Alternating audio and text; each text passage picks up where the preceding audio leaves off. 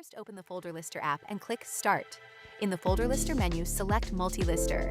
Here you can create a new multi-listing or edit an existing multi-listing. Multi-listings allow you to group multiple items together in one listing, making it much easier to manage collections or similar products. To edit an existing multi-listing, right-click the listing and select Edit Existing Multi-Listing. When prompted, choose Yes to use the current profile. FolderLister will now load the items in the multi-listing, together with their item specifics.